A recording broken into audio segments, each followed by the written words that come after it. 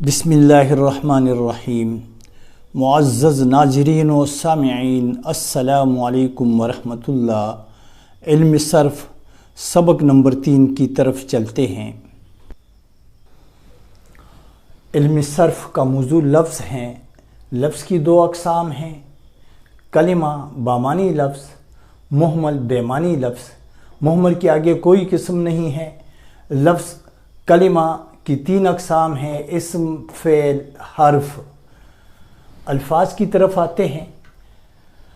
زمانہ قواعد میں وقت کو کہا جاتا ہے، ماضی گزرا ہوا زمانہ، حال موجودہ زمانہ، مستقبل آنے والا زمانہ۔ زمانے کی جمع ازمنہ زمانے کی جمع ہے۔ ازمنہ ثلاثہ 3 زمانے مراد ماضی، حال، مستقبل۔ اب آج کی سبق کی طرف آتے ہیں۔ علم صرف یعنی قواعد کی زبان میں نام کو اسم کہتے ہیں۔ اسم ایک کلمہ یعنی بامانی لفظ ہیں۔ اسم کی تعریف ہر جاندار بے جان چیز کے نام اور نام کی جگہ استعمال ہونے والے لفظ کو اسم کہا جاتا ہے۔ اسم کی مثالیں عافیہ، مسجد، لاہور، قلم، وہ، یہ، اس، گرم، ٹھنڈا، لڑکا، بچہ، سیب، آلو، کھانا، آنا، لکھنا وغیرہ وغیرہ۔ عافیہ یعنی جانداروں کے نام کو اسم۔ مسجد مطلب ہے مقامات کے نام، جیسے گھر ہیں، بازار ہیں، مسجد ہیں، اسکول ہیں۔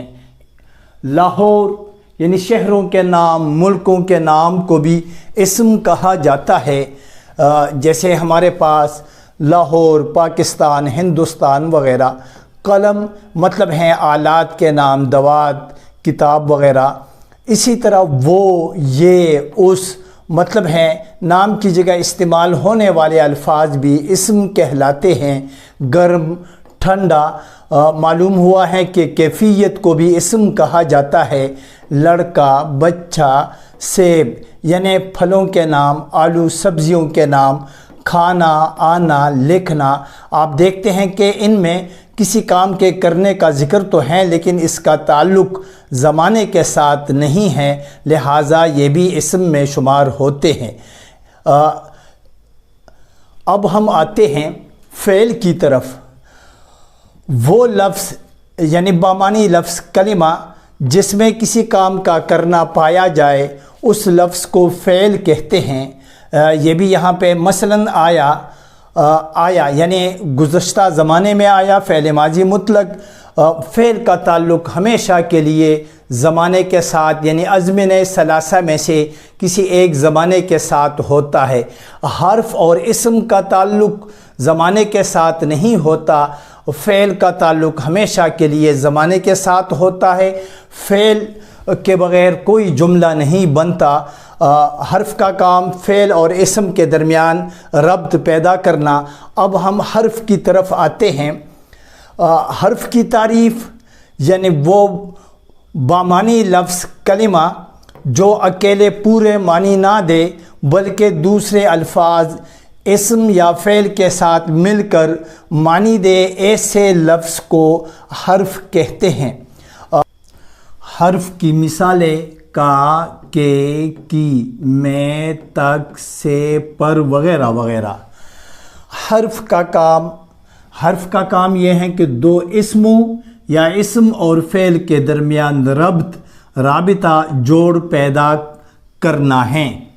یعنی حرف جوڑ پیدا کرتا ہے 2 اسموں کے درمیان اور کبھی کبھار اسم اور فعل کے درمیان۔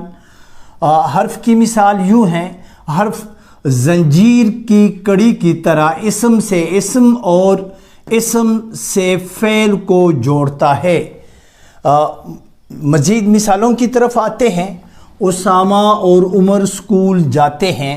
آپ دیکھتے ہیں اسامہ اسم ہیں، عمر بھی اسم ہے، ان دو اسموں کے درمیان اور نے ربط رابطہ پیدا کر دیا، یعنی اسامہ اور عمر کے درمیان جوڑ حرف نے پیدا کیا ہے، ان دو اسموں کو حرف نے جوڑ دیا۔